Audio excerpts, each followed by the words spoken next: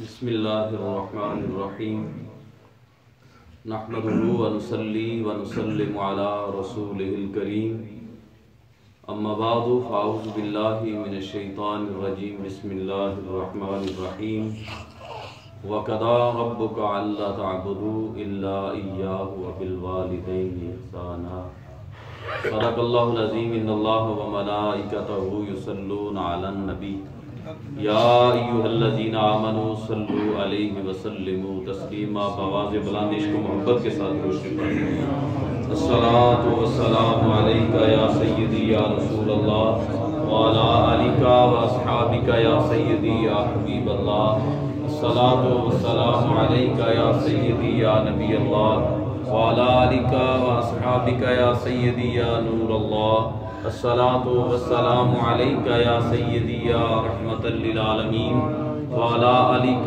واصحابک یا سیدی یا خاتم النبیین بلغ العلا بکمالہ کشف الدجی بجمالہ حسنت جمیع خصالہ صلوا علیہ وآلہ۔ محترم و محتشم حاضرین و سامعین حضرات، قابل صد احترام علماء کرام، ہمارے بہت ہی محترم بزرگ میرے استاد گرامی رحمۃ اللہ علیہ کے گاؤں کے اور آپ کے ساتھی حضرت علامہ مولانا حافظ محمد بشیر صاحب، اللہ رب العالمین آپ کا سایہ تا دیر سلامت رکھے اور دین کی خدمت اللہ ان سے لیتا رہے۔ آج ہم سب یہاں برادر محترم بھائی محمد بلال، ان کے والد گرامی مرحوم و مغفور کہ سال ثواب کی محفل ختم کل شریف میں ہم سب حاضر ہیں۔ اللہ رب العالمین ان کے والد گرامی کی بخشش و مغفرت فرمائے، اللہ ان کے درجات بلند فرمائے، اللہ پورے خاندان کو، بیٹیوں کو، بیٹے کو، بھائیوں کو، سب کو درجہ بدرجہ مالک صبر جمیل عطا فرمائے۔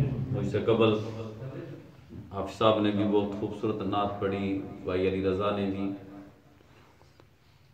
مقصد یہ ہے کہ ہمارا ایک لمحہ یہاں بیٹھانا اللہ اپنی بارگاہ میں قبول فرما کے ہمیں بھی اجر عطا فرمائے اور ہمارے بھائی کی بخشش و مغفرت فرمائے۔ چند منٹ آپ کے سامنے گزارشات کرنی، آپ سے یہی التجا ہے کہ ادب و احترام کے ساتھ اور دل جمی کے ساتھ کوئی بات سن لیں۔ مجھے یہ بھی خوشی ہے کہ میں جس محلے میں، جس مسجد میں بیٹھا ہوں، میری والدہ کا یہ ننہال محلہ ہے، تو میری والدہ کی یقیناً روح خوش ہو جائے گی، میرے عزیزوں کی، میرے جتنے یہاں رشتہ دار ہیں ان کی بھی۔ اللہ پاک نے قرآن مجید میں کئی مقامات پر اپنی بندگی، اپنی عبادت کے بعد والدین کی فرما برداری کا حکم دیا ہے کہ میری عبادت کرو اور اس کے بعد والدین کے ساتھ احسان کرو، ان کی فرما برداری کرو۔ پہلی جو مذاہب ہیں، جتنی کتابیں، ان میں بھی والدین کا مقام اور مرتبہ بتایا گیا ہے، لیکن جو مقام اور مرتبہ دین اسلام نے بتایا ہے، جو قرآن نے بتایا ہے، اور کوئی مذہب نہیں بتاتا۔ اللہ فرماتا ہے میری عبادت کے بعد وَقَضَىٰ رَبُّكَ أَلَّا تَعْبُدُوا إِلَّا إِيَّاهُ وَبِالْوَالِدَيْنِ إِحْسَانًا، میری عبادت کرو، میری پوجا کرو، میرے سوا کسی کی عبادت نہ کرو اور اپنے والدین کے ساتھ احسان کرو۔ مالک اپنی عبادت کے بعد کوئی اور حکم دیتا، اس کے بعد کہتا کہ والدین کے ساتھ احسان کرو، یہ ملا کیوں دیا ساتھ کہ میری عبادت کرو، میری پوجا کرو، اس کے بعد والدین کے ساتھ احسان کرو؟ اور یہ میں نے موضوع کیوں انتخاب کیا یہ بات کرنے کے لیے؟ اصال ثواب پہ بات کر لیتا، فکر آخرت پہ بات کر لیتا۔ یہ میں نے اس لیے انتخاب کیا ہے کہ جس معاشرے میں میں اور آپ سانسیں لے رہے ہیں، آپ جانتے ہیں کہ آپ کو روزانہ آپ خبریں سنیں تو کہیں یہ ہمیں خبر ملتی ہے کہ کسی بدبخت نے، بیٹے نے اپنی ماں کا گلا کاٹ دیا ہے۔ یہ بھی چند روز پہلے ننکانہ میں ایک شخص نے اپنی ماں، اپنی بیوی، اپنی بھابھی اور اپنی بہن کا گلا کاٹ دیا، اور اس سے ایک ماہ پہلے فیصل آباد میں ایک شخص نے اپنے باپ کو قتل کر دیا، کیونکہ وہ والدین کی جو عظمت فضیلت ہے اس سے وہ ناواقف ہے، انہیں پتہ ہی نہیں ہے کہ والدین ہے کیا۔ بھائی جو مالک ہے، خالق ہے، رازق ہے، جس نے پیدا کیا ہے، جس کے قبضہ قدرت میں ہماری سانسیں ہیں، یہ جو سانسیں ہم لیتے ہیں نا، یہ سانس اس کا کوئی اور مالک نہیں، اللہ مالک ہے۔ اگر بھائی کوئی اور مالک ہوتا تو جسے وینٹیلیٹر پہ لگاتے ہیں اسے زندہ رہنا چاہیے تھا نا، اسے سانس مل رہی ہے، وہ وینٹیلیٹر کے باوجود بھی مر جاتا ہے، اسے بھی موت آ جاتی ہے، تو پھر ماننا پڑے گا ان سانسوں کا مالک بندہ نہیں ہے، وہ خالق ہے جس کے قبضہ قدرت میں ہے۔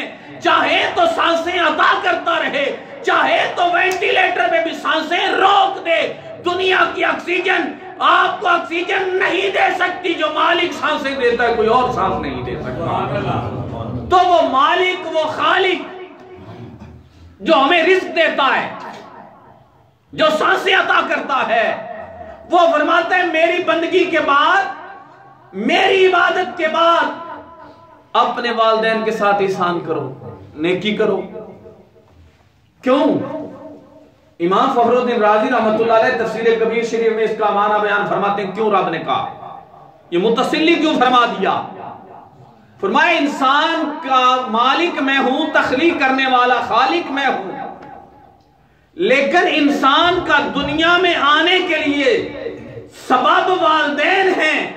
میرے بعد جو دنیا میں لانے کے لیے سبب ہے وہ والدین ہیں، اس لیے اپنی بندگی، اپنی عبادت کے بعد والدین کا مقام بتا دیا۔ ماں کا بڑا مقام ہے، ماں کے قدموں کے نیچے جنت ہے، لیکن ماں کو بھی رب نے باپ کی پسلی سے پیدا فرما کے بتا دیا، ہاں ماں کا بڑا مقام ہے، لیکن تب جب باپ ہو، باپ نہ ہو تو ماں کا مقام کہاں سے ملے گا؟ پہلے نعرہ رسالت، نعرہ حیدری۔ اللہ نے اپنے لیے بھی فرمایا نا، الحمدللہ رب العالمین، میں تمہارا رب ہوں، رب ہے نا، عالمین کا رب ہے اللہ۔ تو یہاں سورہ بنی اسرائیل میں بھی فرمایا قُلْ رَبِّ ارْحَمْهُمَا كَمَا رَبَّيَانِي صَغِيرًا، وہ والدین کو بھی رب کہا، یہ تمہارے چھوٹے رب ہیں۔ کیوں؟ رب کا معنی ہے پالنہار، پیدا کرنے والی ذات اللہ کی ہے، حقیقی پالنہار رب کی ذات ہے، لیکن پالنے میں سبب والدین ہیں، تو رب اپنے ذکر کے ساتھ ساتھ والدین کا بھی ذکر فرماتا ہے۔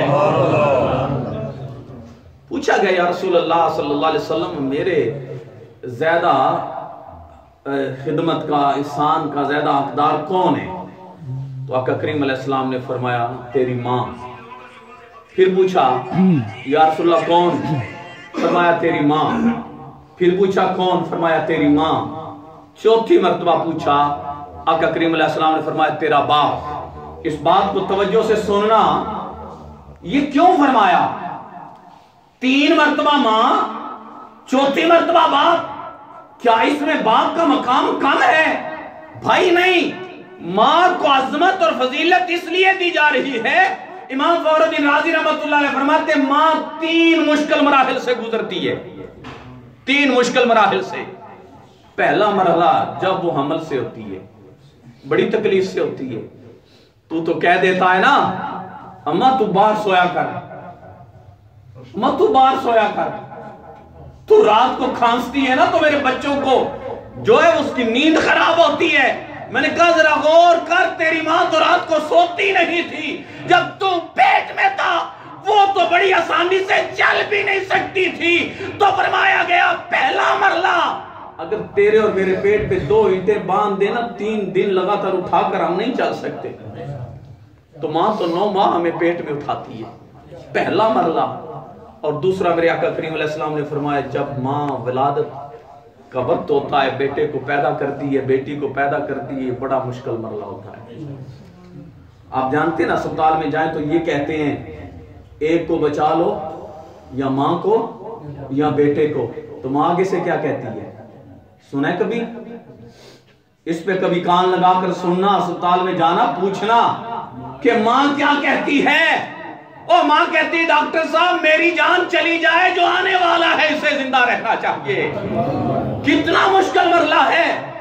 تیسرا، جب بیٹے کی پرورش کرتی ہے، بیٹی کی پرورش کرتی ہے، نیند کو قربان کر دیتی ہے، آرام کو قربان کر دیتی ہے، تو کہا یہ تیسرا مرحلہ ہے، اس لیے 3 بار فرمایا، اور چوتھی بار باپ۔ لیکن باپ کا بڑا مشکل مرحلہ ہے، باپ کا کوئی آسان نہیں ہے یار۔ باپ اپنی نازک اور نرم و نازک چمڑی کو گو پہ کھڑے ہو کر جلاتا رہتا ہے، اور پوچھو بابا تجھے آرام نہیں آتا، تجھے بستر پیارا نہیں؟ کہتا ہے بیٹا کروں کیا، چھوٹے چھوٹے جو بچے ہیں وہ رات کو گھر جاتا ہوں، کوئی کھانا مانگتا ہے، کوئی دودھ مانگتا ہے، کوئی کہتا ہے فروٹ لے آؤ، تو ان کا مانگنا مجھے دیکھا نہیں جاتا۔ میں بڑھاپے کی عمر میں بھی اپنے بچوں کے لیے گو پہ کھڑا رہ کر ان کے لیے میں روزی کماتا رہتا ہوں۔ بندہ سمجھتا ہے میرے ابے کا کوئی کمال نہیں، کوٹھی لبھی ہے تو میرا تے اپنا کمال ہے، میں یونان گیا یا اٹلی گیا تو میں کوٹھی لبھی، ابے کا تو کوئی کمال نہیں۔ میں نے کہا خدا کے بندے، ابا نہ ہوتا تو آتا نہ، ابا نہ ہوتا تو پلتا نہ، جوان نہ ہوتا تو یونان جاتا نہ، محل کیسے بناتا؟ اور تیرے باپ کی وجہ سے اللہ نے سب کچھ تجھے عطا فرمایا۔ اور آقا کریم علیہ السلام کا فرمان سنیے، میرے آقا فرماتے باپ کا مقام کیا ہے؟ ماں کے قدموں کے نیچے جو جنت ہے نا، تو اس جنت کو حاصل کیسے کرنا ہے، جنت میں داخل کیسے ہونا ہے؟ آپ کا گھر ہو اور بہت ہی خوبصورت گھر ہو، ابھی ٹائم ہے یار رکھ دو، 4-5 باتیں کر لیں آپ۔ جنت ہو گھر، یہ مسجد ہے، بڑی خوبصورت بنا لیں، لیکن اس کا دروازہ بند کر لیں، کہاں سے آؤ گے؟ جنت ماں کے قدموں کے نیچے۔ میرے آقا فرماتے ہیں جنت کا درمیانی دروازہ باپ ہے۔ بھائی یہ مسجد کا درمیانی دروازہ خوبصورت ہے یا سائڈ والا؟ درمیانی دروازہ خوبصورت ہوتا ہے نا، جو مین دروازہ ہوتا ہے گھر کا اسے خوبصورت بناتے ہیں، اسے صاف رکھتے ہیں کہ لوگوں نے آنا ہے، لوگ دیکھ کر کہیں گے تیرے گھر کا مین دروازہ گندا تھا، اس پہ مٹی تھی۔ میں نے کہا جنت کا مین دروازہ تیرا باپ ہے، اسے اچھے کپڑے پہنایا کر، لوگ آ کر کہیں گے اور جنت کا دروازہ گندا رکھا ہے، اسے خوبصورت کپڑے پہنایا کر، اللہ تجھے زمانے میں عزت عطا فرمائے۔ باپ کی جیب میں کبھی پیسے ختم نہ ہونے دیا کر، رب کبھی تیری جیب میں پیسے ختم نہیں ہونے دے گا۔ اور باپ کو اچھے جوتے لے کر دیا کر۔ کبھی اس زاویے سے سوچا باپ تو ہمیں بازار لے جاتا ہے نا، تو ہماری مرضی کے مطابق لے کر دیتا ہے، اس کے پاس طاقت نہ بھی ہو قرض اٹھا کر لے کر دیتا ہے، لیکن ہم بھی کبھی باپ کو لے گے کہ ابا تیری جو مرضی ہو وہ ہم لے دیں، ابا جی جو آپ کی مرضی ہو اس پر میں خریداری کروں۔ باپ کو تو فرمائش کر لیتے ہیں۔ میرے ایک دوست ہیں حاجی صاحب، وہ کہنے لگے ایک دفعہ رات کو باپ کی 100 سال عمر ہو گئی، کینٹ میں رہتے ہیں، کہتے ہیں وہ رات کو اٹھے، عبدالرشید، میں نے کہا جی باپ، کہ نیچے آ، میں نے کہا آ گیا، مجھے اٹھا نیچے بٹھا، کہنے لگے میں نے بٹھایا، کہا پھر مجھے بیڈ پہ لٹا، میں نے پھر لٹایا، 3-4 مرتبہ کے بعد میں نے کہا با بس بھی کر، کیا کرتا ہے؟ کہا نہیں نیچے رکھ، نیچے رکھا، کہتے ہیں میرے پاؤں سے پاؤں لگا کر میرے ساتھ ذرا اس طرح کر، میں نے کہا بھائی عمر ہے؟ کہا بیٹا وہ وقت یاد کر جب میں بڑا تھا تو اتنا سا تھا، میرے کندھوں پہ بیٹھتا، کہتے ہیں باہر لے چل، اندر لے چل، اور میں نے بھی تجھے کہا کہ یہ عمر ہے، اور میں نے بھی تجھے کہا کہ کھیلنے کی عمر ہے، میں تجھے 10 مرتبہ دکان پہ لے کر گیا، ایک بار بھی میں نے کہا کہ بیٹا وقت نہیں ہے، بس یہی سمجھانا چاہتا تھا، اور وقت نہیں دیکھا جاتا، مالک کی رضا دیکھی جاتی ہے، مالک رضا والدین کی رضا میں مالک کی رضا ہے۔ اللہ کے حبیب فرماتے ہیں جنت کا درمیانی دروازہ تیرا باپ ہے، اسے راضی کر لے یہ کھل جائے گا، جنت میں داخل ہو جائے گا۔ اب ماں کی شان سنتے رہتے ہو، باپ کی شان سن کر سبحان اللہ کہہ دو۔ دنیا پہ کون پہلے تشریف لایا، ماں یا باپ؟ بتائیے، تو باپ کا مقام کوئی نہیں ہے، اور جتنا باپ کا مقام ہے کبھی غور کرو، اللہ نے فرمایا ہے باپ کی رضا میں نے اپنی رضا رکھی ہے، اور فرماتے ہیں میری عبادت کے بعد ان کی عبادت، ان کی فرما برداری کرو، ان کے ساتھ حسن سلوک کرو۔ اچھا یار آپ کے پاس لاکھوں ہوں، اللہ دے، اور دل تو تڑپتا ہے اہل ایمان کا کہ جائیں، ابھی 1 سال ہو گیا عمرہ بند ہے، حج پہ نہیں گئے، تو جو عاشق ہیں ان سے پوچھو وہ رات کیسے گزارتے ہیں، تڑپتے ہوئے رات گزر جاتی ہے۔ یا اللہ وہ وقت آئے ہم تیرے گھر پھر جائیں، یا اللہ بیت اللہ کا طواف کریں، یا اللہ صفا مروہ پہ جائیں، یا اللہ تیرے محبوب کے شہر جائیں۔ دل تڑپتا ہے عاشق کا، اور بے ایمان کا دل نہیں مچلتا، کیونکہ اس کے دل میں ایمان نہیں۔ ایمان والا تو دعائیں کرتا ہے یا اللہ بیت اللہ کو اسی طرح بحال فرما دے، وہ رون کے پھر سے ہم دیکھیں۔ حج پہ جائیں، لاکھوں لگا کے جائیں، جہاز پہ بیٹھ کے جائیں، لبیک اللہم لبیک کی صدائیں لگاتے ہوئے جائیں، جا کر بیت اللہ کا نظارہ دیکھیں اور عرض کریں لبیک اللہم لبیک یا اللہ حاضر۔ آگے سے جواب آ جائے نہیں حاضر، تیری نیت میں فطور تھا، تیرا مال سود کا تھا، تیرا مال شراب بیچ کر تو میرے گھر آیا، میرے ساتھ اعلان جنگ کر کے سود کا مال لے کر اوہ حج کرنے آیا، مجھے تیرے حج کی کیا ضرورت ہے؟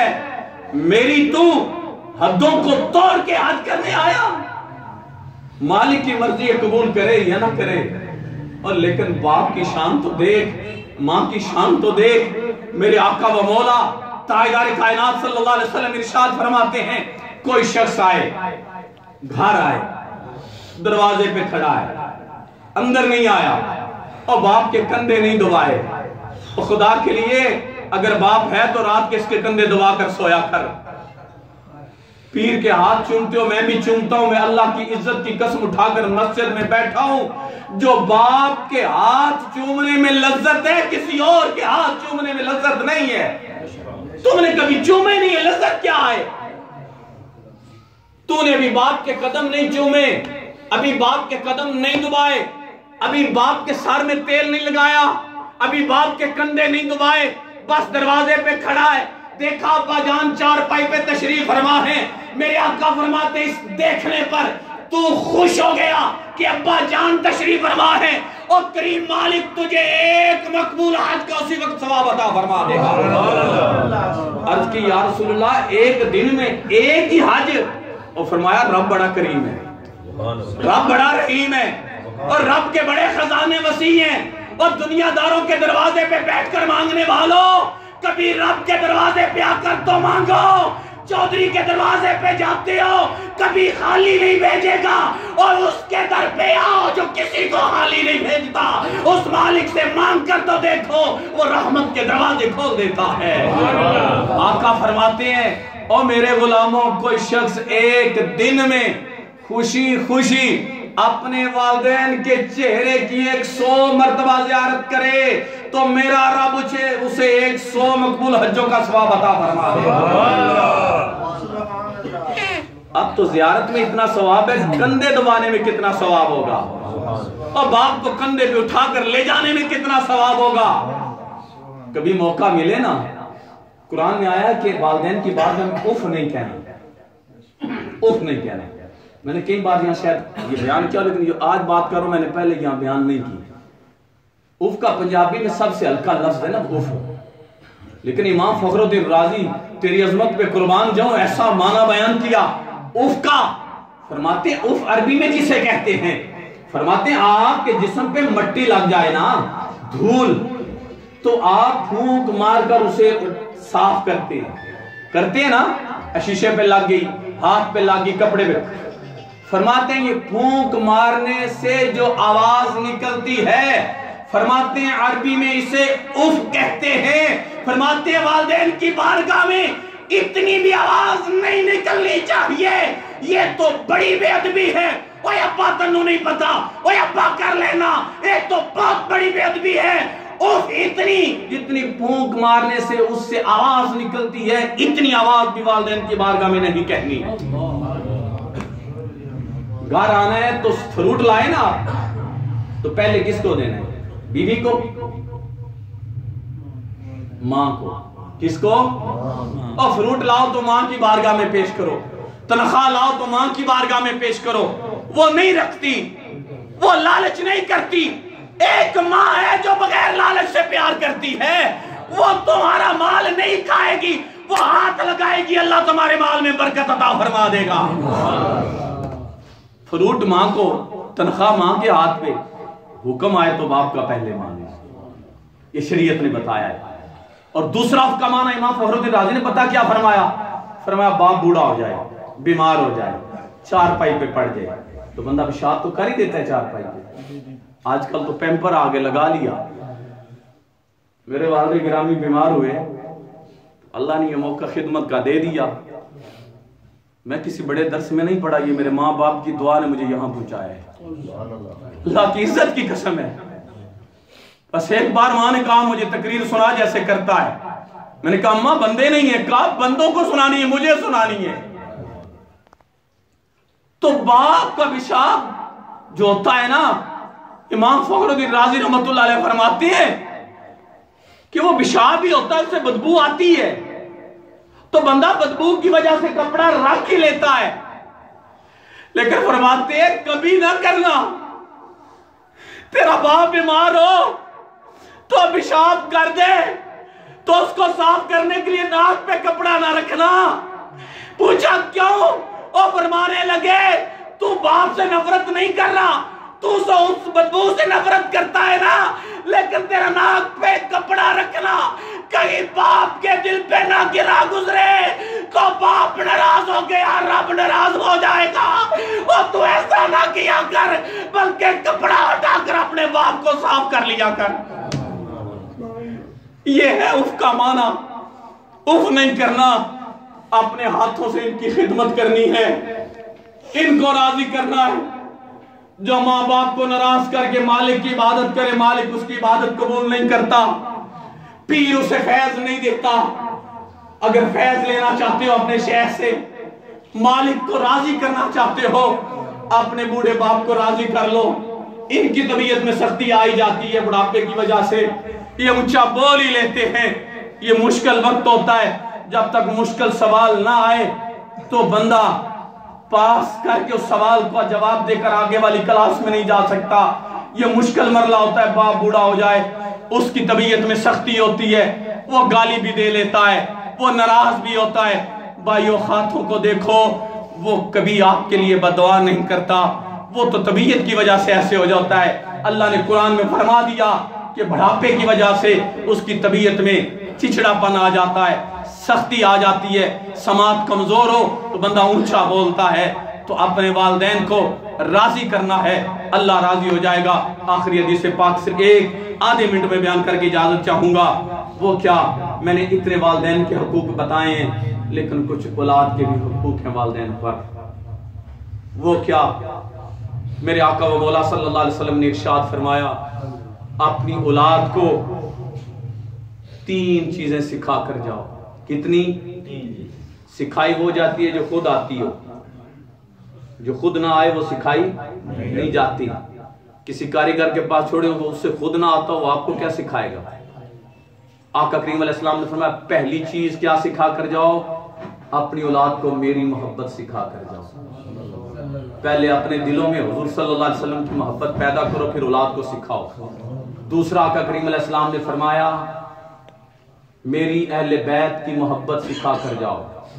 اس کی اہل بیت کی, جو اہل بیت کی محبت کے بغیر مرا, حدیث میں آتا ہے وہ کافر مرا, جو ان کی محبت میں مرا وہ شہید مرا. تیسرا میرے آقا نے فرمایا اپنی اولاد کو اچھا قرآن پڑھنے والا, اچھا قرآن سکھا کر جاؤ. یہ اولاد کے حقوق ہے. یہ اگر کر کے گئے تو اولاد پیچھے سے یاسین شریف پڑھ کے آپ کے لیے ہاتھ اٹھائے گی, ورنہ بازار میں کسی کو گالی دے گی, اس کا گناہ بھی آپ کو ضرور, اس کی سزا آپ کو بھی بھگتنی پڑے گی کہ آپ نے اپنی اولاد کی تربیت کیسے کی. اللہ رب العالمین مجھے اور آپ کو اس پیارے دین متین کو سمجھنے کی توفیق عطا فرمائے. وما علیہ الا البلاغ.